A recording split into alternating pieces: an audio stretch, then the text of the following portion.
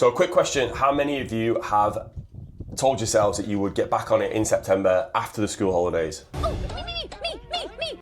And be honest with this, because 6 weeks is just a long time in the year to just write off completely. Yeah, so we're just going to give you a couple of key points that ourselves will use and our most successful clients use during the holidays to stay on track and keep the results coming. So it's the 6 week holidays. You're obviously a lot more time poor. Kids have got events on. You've got holidays coming up, barbecues coming up, socials, and life is going to be a hell of a lot busier than it is the rest of the year. And then first thing that gets dropped is your nutrition and your fitness goals. Before you know it, you've done about 4 sessions in the whole 6 weeks. You've done nothing but eat ice cream and you're back to exactly where you started last year. So here are 3 things that we implement and also our most successful clients to help them stay on track. So number 1 is front load the day as much as you possibly can. So what that means is we need to get up earlier. I know it's hard to get up earlier when you are already tired, but you'll find it so much harder to fit things in later in the day when the kids are around. Maybe you've been at work all day and you get back, you hit the sofa. You know what it's like then to try and get up and do a workout, prep your food, get your steps in. And I know what you guys there are probably thinking, like, you're already tired, you've got a lot going on with the kids and stuff like that. But if you don't tend to wake up earlier, the kids wake up, stuff comes on through the day, and the session you will do earlier in the day just never gets done and you'll just never end up doing anything. So sometimes it isn't going to be about being perfect, like your usual routine that you do in the gym, your 3, your 4 sessions a week. If time is really against you, it might just be that you do a half an hour banded workout down in the front room or a bodyweight workout. Sometimes something and nothing is better than nothing at all. Yeah, and like Lee says, even if it isn't getting a session in, could you wake up earlier and get a session, some steps in? Could you get some steps in while the kids are at soft play or at the park? Like, these little things over time build up. Prepping your food in the morning is going to be key as well when everyone's asleep. You could do like literally Monday, Tuesday, Wednesdays, do it Wednesday night for Wednesday, Thursday, Friday, and then you just carry on that little cycle, just getting it up in the morning, get yourself organised, then you don't have to think about food. It's another decision to take away. And even if it means spending 5 minutes in the morning, waking up a little bit earlier to input all the food you're going to have that day into MyFitnessPal, NutriCheck, whatever you use, so you know how many calories then you've got to play with for the rest of the day.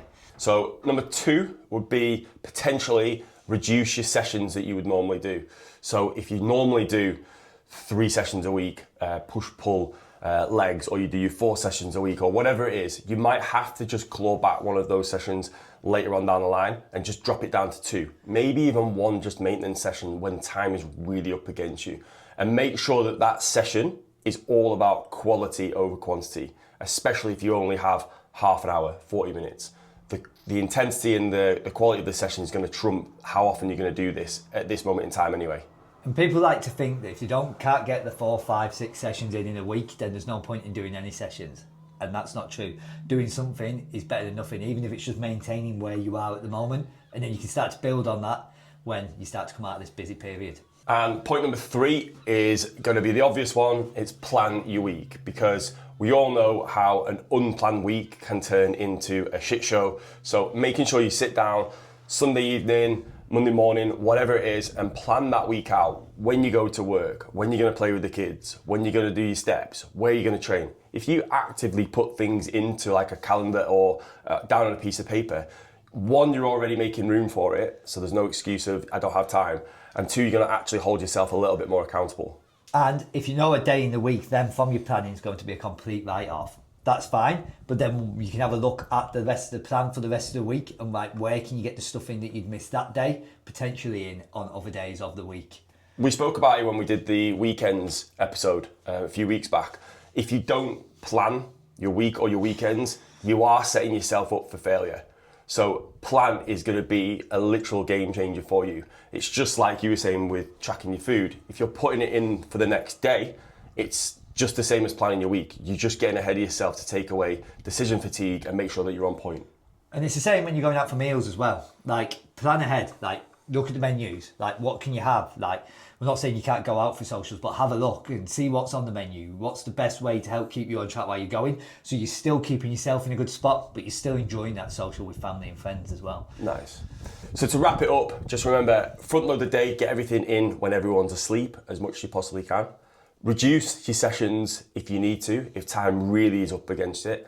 and make sure that you are planning the week so that you can go in and attack it and take away those decision fatigue and hit the week running. And enjoy the holidays, most importantly. Like, go out, have some ice cream, enjoy the socials, enjoy being around friends, family, and the 6-week period. Like, we're not saying you can't enjoy these things, just make sure that you make a plan to help keep you in a good spot through the busy time.